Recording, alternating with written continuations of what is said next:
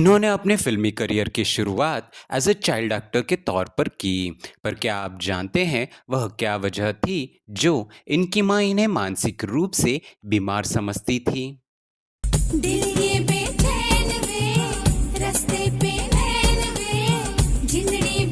Background dancer का काम करते करते इन्होंने उस समय के महान डांस कोरियोग्राफर को असिस्ट किया और उन्हीं के प्यार में पड़कर शादी भी कर ली। पर क्या आप यकीन करेंगे वह क्या वजह रही जो इनके पहले पति ने अपने ही बच्चों को अपना नाम देने से इनकार कर दिया था? काटे नहीं कटते ये दिन ये रात कहनी थी तुमसे जो। प्रतिभाशाली होने के बावजूद भी इन्होंने बॉलीवुड में काफ़ी स्ट्रगल किया। पर क्या आप जानते हैं वह कौन महान शख्सियत थी जिन्होंने इन्हें एज अ कोरियोग्राफर फिल्मों में ब्रेक दिया था?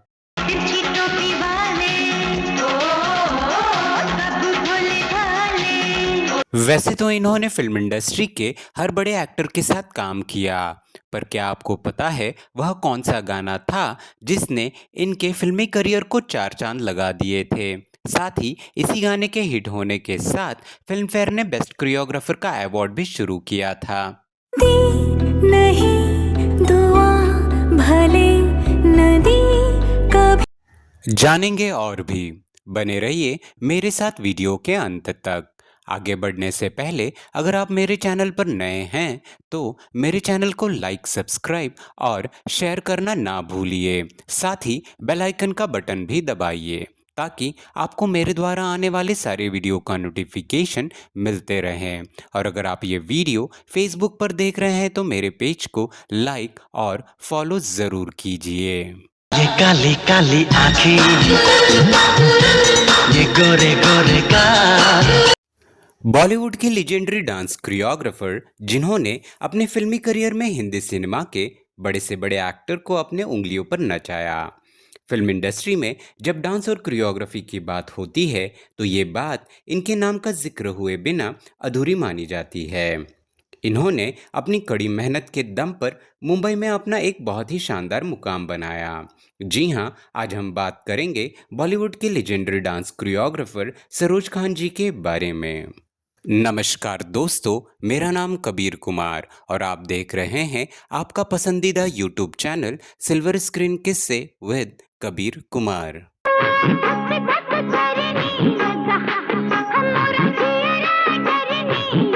सरोज खान का जन्म 22 नवंबर 1948 को मुंबई में पिता किशन चंद साधु सिंह और माता नोनी साधु सिंह के घर में हुआ।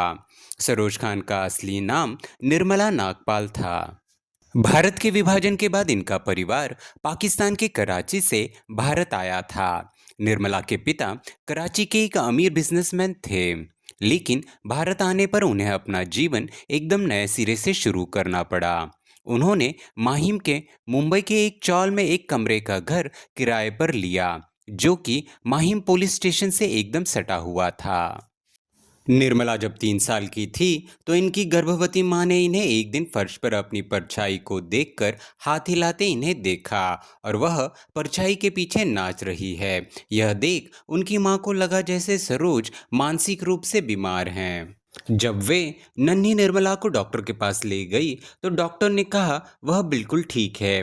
डॉक्टर के पास निर्मला को ले जाना उनकी मां का यह फैसला उनकी जिंदगी बदलने वाला फैसला साबित हुआ।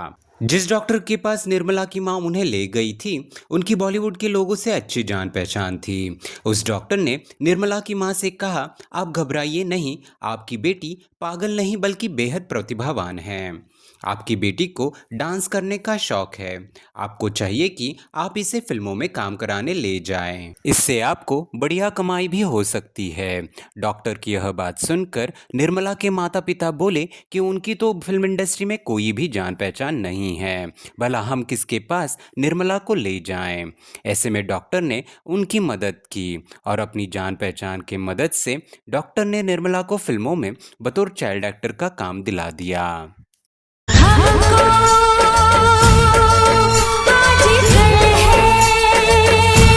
As a child artist Nirmala की पहली फिल्म नजराना थी, जिसमें उन्होंने अभिनेत्री श्यामा के बचपन का किरदार निभाया था।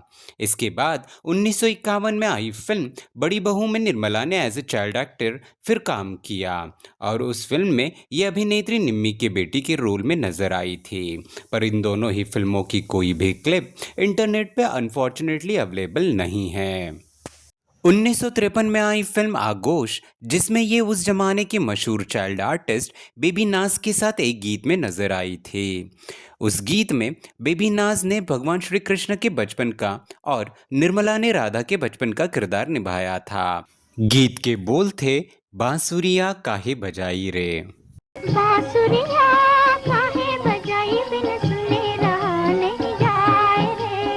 यहाँ एक रोचक बात है कि नन्ही निर्मला को राधा वाली अपनी कॉस्ट्यूम पसंद नहीं आ रही थी और इसीलिए वो रो भी रही थी। माता पिता ने जैसे तैसे निर्मला को चुप कराकर गाने की शूटिंग पूरी कराई थी। आगे चलकर निर्मला के पिता, जो एकमात्र कमाने वाले शख्स थे, उन्हें कैंसर हो गया और वह इस बीमारी के कारण बिस्तर पर आ गए। अब अपनी 4 बहनों और एक भाई में सबसे बड़ी होने के कारण परिवार के लिए कमाने का जिम्मा निर्मला के कंधे पर आ गया। उस दौर में फिल्मों में काम करना महिलाओं के लिए सम्मानजनक नहीं माना जाता था। रूढ़िवादी परिवार से संबंध रखने वाली निर्मला को अपनी पहचान फिल्मों में छुपाने के लिए उनके पिता ने उनका नाम सरोज रख दिया। तू मेरा जानू है, तू मेरा दिलबर है, मेरी घर की माली हालत दिन ब दिन खराब होते जा रही थी। एक तरफ बढ़ती उम्र के कारण अब उन्हें फिल्मों में एज ए चाइल्ड एक्टर काम मिलना लगभग बंद हो गया था, तो दूसरी तरफ उन पर एक और मुसीबतों का पहाड़ टूट पड़ा। उनके पिता की कैंसर के कारण मृत्यु हो गई। अब हालात यह थे कि घर में एक वक्त का खाना जुटाना भी भारी होने लगा था। इनकी माँ इन्हें और इनके भाई बहनों को यह कहकर बहका दिया करती थी कि स्टोव पर बर्तन चढ़ा दिया है, जैसे ही खाना बनेगा मैं बुला लूँगी, तब तक तुम सब लोग सो जाओ। इनके घर के पास एक मलयाली भजिया वाला अपनी दुकान लगाता था। उस भजिए वाले को इनके परिवार की माली हालत अच्छे से पता थी। शाम को वह अपनी बची हुई भजिया निर्मला की मां को देकर चला जाता था। इस तरह बची हुई भजिया खाकर इनके परिवार ने कई दिनों तक गुजारा किया था। उधर निर्मला सेठ से लोगों से उधार मांगकर मां के मदद के लिए पैसे लाया करती थी। एक दफा तो निर्मला ने शशि कपूर साहब से भी 200 रुपए उधार लिए थे। मुझको हुई ना खबर, चोरी चोरी छुप छुप कर। जब उन्हें एज ए चाइल्ड आर्टिस्ट काम मिलना बंद हुआ तो किसी के सुझाव पे वे फिल्मों में एज ए बैकग्राउंड डांसर का काम करने लगी। जल्द ही वे फिल्म हावड़ा ब्रिज के गाने आइए मेहरबान में बैकग्राउंड डांसर के रूप में नजर आई।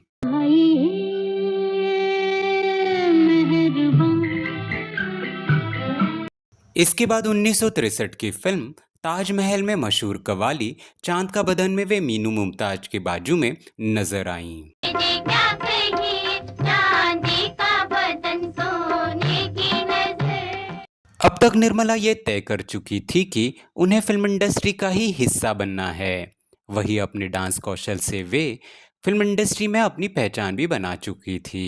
इत्तेफाक से इसी दौर में साउथ के मशहूर डांस मास्टर सोहन लाल और उनके भाई हीरा लाल बॉम्बे फिल्म इंडस्ट्री में काम करने आ गए थे। भाइयों की इस जोड़ी ने साउथ फिल्म इंडस्ट्री में पहले ही अपना डंका बजा दिया था। वही मुंबई फिल्म इंडस्ट्री में भी आते ही इन दोनों का बढ़िया नाम हो गया।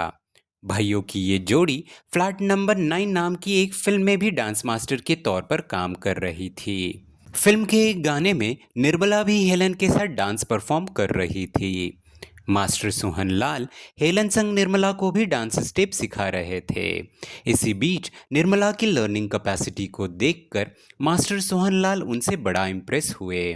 उन्होंने निर्मला को अपना जल्द ही असिस्टेंट बना लिया।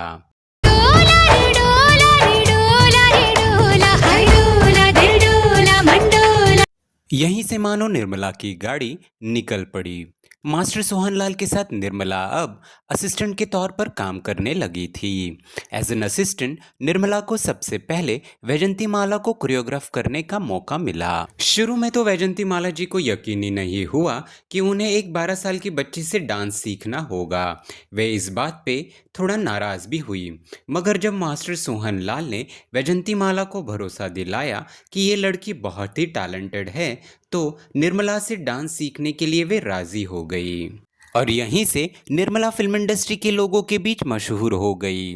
इस फिल्म का नाम था कॉलेज गर्ल और इस फिल्म में वैजंती माला के ऑपोजिट शम्मी कपूर साहब थे। झुमका की धारे बरेली के बाजार में झुमका की मास्टर सोहनलाल के साथ असिस्टेंट कोरियोग्राफर का काम करने के बाद निर्मला का फिल्म इंडस्ट्री में बढ़िया नाम होने लगा था। फिल्म इंडस्ट्री के कई बड़े बड़े लोग इन्हें जानने पहचानने लगे थे। मास्टर सोहनलाल के साथ इन्होंने कई बड़ी फिल्मों में असिस्टेंट डांस कोरियोग्राफर का काम किया था। एक बार मास्टर सोहनलाल को राज कपूर साहब की फिल्म संगम के एक गाने की कोरियोग्राफी करने के लिए फिल्म की यूनिट के संग यूरोप जाना पड़ा, जबकि मास्टर सोहनलाल दिल ही तो है नाम की एक और फिल्म के लिए भी कोरियोग्राफी कर रहे थे। मास्टर सोहनलाल के जाने के बाद दिल ही तो है के प्रोड्यूसर ने निर्मला से कहा कि उन्हें अर्जेंटली अपनी फिल्म के एक गाने को तैयार करना है, इसलिए तुम इसकी कोरियोग्राफी करो। ऐसे में निर्मला काफ़ी घबरा गई, क्योंकि इससे पहले ना तो उन्होंने कभी ये सोचा था कि वो खुद किसी दिन अपने दम पर कोई गाना कोरियोग्राफ करेंगी और ना ही ऐसा करने का मौका इन्हें कभी मिला था। मगर जब इनसे कहा गया कि घबराओ मत, तुम्हारी मदद के लिए डायरेक्टर पीएल संतोषी वहाँ मौजूद रहेंगे, तो इनकी जान में जान आई और बाद में उनकी मदद से निर्मला ने बड़ी ही कुशलता से वो गाना कोरियोग्राफ भी कर दिया। उस गीत के बोल थे, निगाहें मिलाने को जी चाहता है, और ये गीत हिट रहा था। साथ ही इस गाने को आज भी पसंद किया जाता है। निगाहें मिलाने को जी चाहता है। मास्टर सोहनलाल के साथ अधिक वक्त गुजारने के चलते निर्मला उनकी शख्सियत से काफ़ी प्रभावित हो गई। ये जानते हुए भी मास्टर सोहनलाल पहले से ही शादीशुदा हैं, फिर भी वे अपने आप को रोक न सकी और अपना दिल उन्हें दे बैठी। निर्मला इस समय मात्र 13 साल की थी, तो वहीं सोहनलाल 43 साल के थे। दोनों में 30 साल का लंबा अंतर था। अपने दिए गए एक इंटरव्यू में उन्होंने बताया था कि मास्टर सोहनलाल ने एक दिन उनके गले में एक काला धागा बांध दिया था, जिससे उन्हें लगा उनकी शादी हो गई है। मास्टर सोहनलाल से शादी के बाद भी निर्मला रोजाना स्कूल जाया करती थी। कहा जाता है कि वह इस बात से अनजान थी कि उनके पति पहले से ही शादीशुदा और 4 बच्चों के बाप है। निर्मला को पति के शादीशुदा होने के बारे में तब पता चला जब 1963 में वह खुद मां बनी और अपने पहले बेटे राजू को जन्म दिया। इसके 2 साल के बाद ही निर्मला दूसरी बार मां बनी, पर दूसरे बच्चे के जन्म के 8 महीने बाद ही वह बच्चा गुजर गया। इसके बाद निर्मला का दिल टूटा, क्योंकि उनके पति सोहनलाल ने उन दोनों के बच्चों को अपना नाम देने से साफ इनकार कर दिया। इस कारण उनकी शादीशुदा जिंदगी रेत की ढेर की तरह ढह गई। कि तुमसे जुदा होके हम तबाह हो गए। इस तरह निर्मला अपने पति से अलग हो गई। निर्मला और मास्टर सोहनलाल के 3 बच्चे हुए। एक दूसरे से अलग होने के बावजूद भी वे दोनों प्रोफेशनली एक दूसरे के साथ काम करते रहे। बताया जाता है कि पति सोहनलाल से अलग होने के बाद जब उन्हें हार्ट अटैक आया तो निर्मला ने उनकी खूब देखभाल की। अलग होने के कुछ समय बाद निर्मला की मुलाकात रोशन खान नाम के एक बिजनेसमैन से हुई। रोशन खान भी पहले से शादीशुदा थे और बेटियों के पिता भी थे। इन दोनों के बीच मुलाकातें होती रही। कुछ समय बाद ही रोशन खान ने निर्मला को शादी के लिए प्रपोज किया था। निर्मला ने रोशन खान से इस शर्त पर शादी कर ली कि उनके दोनों बच्चों को वो अपना नाम देंगे। इसके लिए रोशन खान ने सहमति दिखाई। शादी के लिए निर्मला ने इस्लाम धर्म कबूला। अब निर्मला, जिसे उनके पिता ने फिल्मी नाम सरोज दिया था, रोशन खान से शादी के बाद अब वह सरोज खान बनी और उनके बेटे राजू से राजू खान बने। राजू खान आज के दौर के एक बड़े कोरियोग्राफर हैं। रोशन खान से भी सरोज खान को एक बेटी हुई थी जिसका नाम सुकैना खान है। हम पे ये केसरी हरा रंग डाला हो। शादी के कुछ वक्त तक रोशन खान और सरोज खान की जिंदगी काफी खुशहाल रही, पर बिजनेस में काफी नुकसान होने के बाद रोशन खान को काफी घाटा हुआ। तो वहीं सरोज को फिल्म इंडस्ट्री में कुछ खास काम नहीं मिल रहा था, इसीलिए उन्हें लगा कि शायद अब उनका करियर फिल्म इंडस्ट्री में कुछ खास नहीं है, और पति के मदद के लिए उन्होंने नर्सिंग का कोर्स किया। कोर्स करने के बाद मुंबई के एक हॉस्पिटल में बतौर नर्स 6 महीने तक उन्होंने काम भी किया। साथ ही उन्होंने टाइपिंग और शॉर्ट हैंड भी सीखा था, जिसके चलते उन्हें एक कंपनी में काम भी मिल गया था। तो वहीं कुछ का मानना है कि उन्होंने कुछ वक्त तक मेकअप आर्टिस्ट के तौर पर भी काम किया था।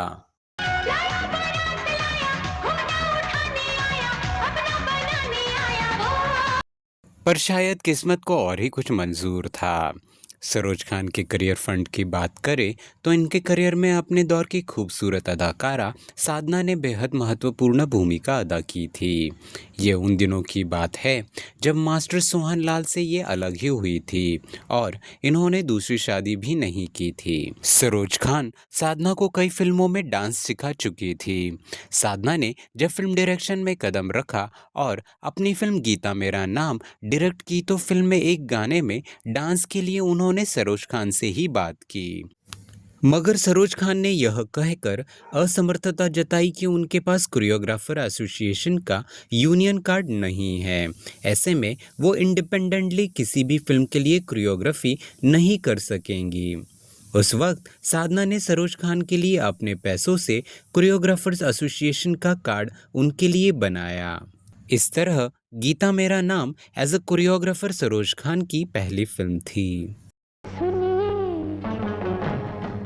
जरा देखिए ना। फिल्म गीता मेरा नाम के बाद सरोज खान ने कई फिल्मों में एज अ कोरियोग्राफर काम किया, मगर जब सुभाष घई ने साल 1983 की अपनी फिल्म हीरो में उन्हें कोरियोग्राफी करने का मौका दिया तो वहां से इन्हें शोहरत मिलनी शुरू हुई।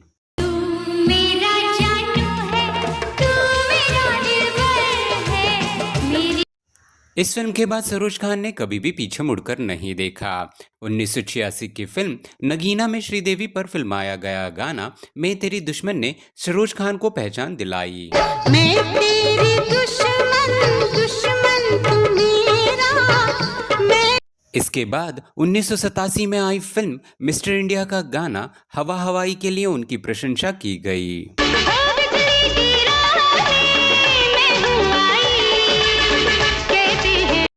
फिल्म इंडस्ट्री में सरोज खान के नाम का डंका तब बजा जब इन्होंने 1988 की फिल्म तेजाब का 1 2 3 माधुरी दीक्षित पर फिल्माया गया गाना कोरियोग्राफ किया। इसके बाद उन्होंने कभी भी पीछे मुड़कर नहीं देखा। इस गाने ने सरोज खान के करियर में 4 चांद लगा दिए। आपको यह जानकर हैरानी होगी कि सरोज खान का कोरियोग्राफ किया गया गीत 1 2 3 देखकर ही फिल्म फेयर ने बेस्ट कोरियोग्राफी का अवार्ड देना शुरू किया था। उससे पहले फिल्म फेयर कोरियोग्राफी में कोई अवार्ड नहीं देता था।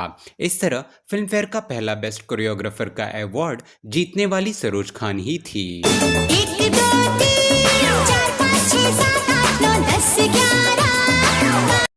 कहा जाता है कि सरोज खान ने कभी भी छुट्टी नहीं ली थी। वह अपने काम के प्रति काफ़ी डेडिकेटेड रही।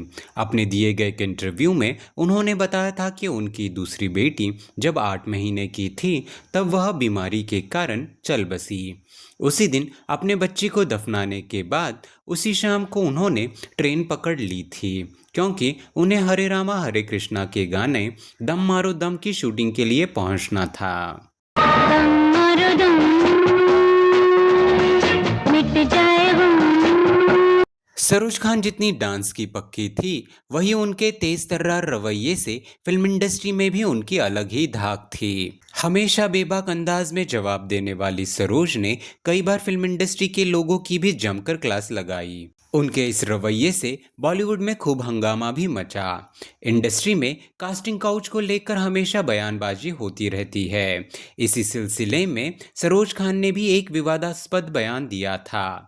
उन्होंने कहा, फिल्म इंडस्ट्री में कास्टिंग काउच होते हैं लेकिन रेप नहीं होता। यहाँ कोई भी आपसे ज़बरदस्ती नहीं करता। जो आप करते हैं अपनी मर्जी से करते हैं। उनके इस बयान से बॉलीवुड के गलियारों में सनसनी मच गई थी। कई लोगों ने उनके इस बयान का काफ़ी विरोध किया था। तब बाद में सरोज खान ने माफ़ी भी मांगी थी।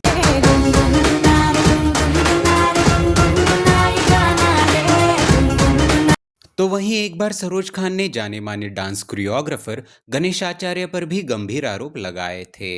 उन्होंने कहा था कि वे डांसर का शोषण कर रहे हैं। वे नए और स्ट्रगलिंग डांसर्स और कोरियोग्राफर्स का गलत फायदा उठा रहे हैं।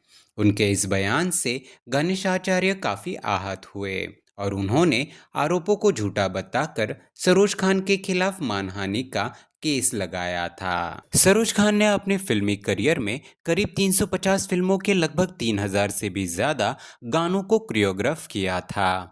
नृत्य जगत में आज भी सरोज खान को टक्कर देने वाला कोई नहीं है। पुरुष प्रधान कोरियोग्राफी की दुनिया में सरोज खान को सब मास्टर जी कहकर पुकारते हैं।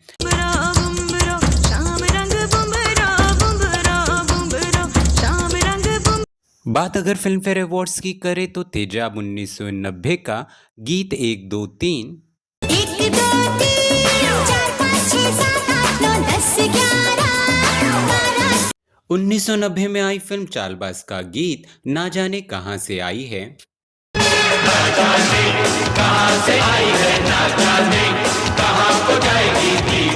1991 की फिल्म सैलाब का हमको आजकल है इंतजार।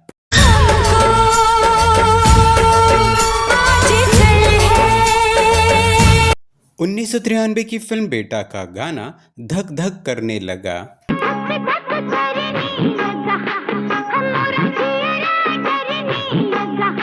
इसके बाद 1994 की फिल्म खलनायक का गाना चोली के पीछे क्या है। चोली के पीछे क्या है, चोली के पीछे, चोली के और साल 2000 में आई फिल्म हम दिल दे चुके सनम का गाना निमुड़ा निमुड़ा। निमुड़ा निमुड़ा निमुड़ा निमुड़ा निमुड़ा निमुड़ा अरे काचा काचा छोटा छोटा। साथ ही 2003 में आई फिल्म देवदास का गाना डोला रे डोला। डोला रे डोला रे डोला रे डोला हाय डोला रे डोला मंडोला। और इसके बाद 2008 की फिल्म गुरु बरसों रे बरसों मेघा गीत के लिए सरोज खान को बेस्ट कोरियोग्राफी का फिल्म फेयर अवार्ड दिया गया। बरसों रे मेघा मेघा बरसों रे मेघा मेघा बरसों रे मेघा। इस तरह 1990 से लेकर 1991 तक लगातार 3 साल तक फिल्म फेयर अवार्ड जीतकर उन्होंने हैट्रिक बनाई। सरोज खान ने बेस्ट कोरियोग्राफी के लिए सबसे ज्यादा फिल्म फेयर अवार्ड जीतने का रिकॉर्ड भी अपने नाम किया, जिसमें सरोज खान ने 8 अवार्ड जीते थे। फिल्म फेयर के अलावा सरोज खान ने 3 नेशनल अवार्ड भी जीते थे, जिसमें 2003 की फिल्म देवदास के गाने डोला रे डोला, 2006 में तमिल फिल्म श्रृंगारम के लिए, तो वहीं 2008 की फिल्म जब वी मेट का गाना ये इश्क हाय के लिए नेशनल अवार्ड उन्होंने अपने नाम किया। इश्क आए बैठे बिठाए जन्नत दिखाए। इन पुरस्कारों के अलावा उन्हें आईफा, जी सिने अवार्ड और अमेरिकी कोरियोग्राफी के अवार्ड से भी नवाजा गया था। सरोज खान बेहतरीन कोरियोग्राफर के साथ साथ बेहतरीन राइटर भी थी। उन्होंने कई फिल्मों को लिखा भी था। उनकी लिखी पहली फिल्म थी साल 1990 की वीरू दादा और इस फिल्म में धर्मेंद्र ने काम किया था। सरोज खान की लिखी दूसरी फिल्म थी खिलाड़ी, जिसमें अक्षय कुमार, दीपक तिजोरी और आयशा जुल्का जैसी बड़ी स्टार कास्ट थी। यह फिल्म एक बहुत बड़ी हिट फिल्म साबित हुई। सरोज खान द्वारा लिखी गई अन्य फिल्में हम है बेमिसाल 1994, नजर के सामने 1995, छोटे सरकार 1996, दिल तेरा दीवाना 1996, दावा 1997, जज मुजरिम 1997, भाई भाई 1997, होते होते प्यार हो गया 1999, बेनाम 1999, खंजर 2003 शामिल है। मेरे हाथों में नौ चूड़ियां हैं, थोड़ा अपने फिल्मी करियर में सरोज खान ने हेलन, शर्मिला टैगोर, वहीदा रहमान, जीनत अमान, श्रीदेवी, ऐश्वर्या राय, करीना कपूर, माधुरी दीक्षित, यहाँ तक कि गोविंदा तक को भी उन्होंने डांस सिखाया। लेकिन इन सभी में माधुरी दीक्षित सरोज खान की फेवरेट रही हैं। 1988 की फिल्म तेजाब से सरोज खान को एज अ कोरियोग्राफर पहचान मिली, जिसका जिक्र मैंने पहले ही किया है। तेजाब के इसी गाने ने माधुरी दीक्षित को स्टार बनने में बड़ी भूमिका निभाई थी। उसके बाद माधुरी और सरोज खान ने मिलकर कई हिट गाने दिए। जहां माधुरी दीक्षित डांस में पहले से ही पारंगत थी, तो वहीं सरोज खान ने उनके डांस को और भी निखार दिया।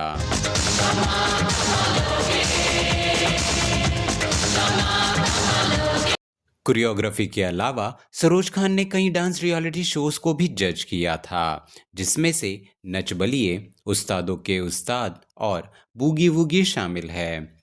2012 में सरोज खान पर एक डॉक्यूमेंट्री भी बनाई गई थी, जिसका शीर्षक था द सरोज खान स्टोरी, जिसे पीएसबीटी और फिल्म्स डिवीजन ऑफ इंडिया ने रिलीज किया था।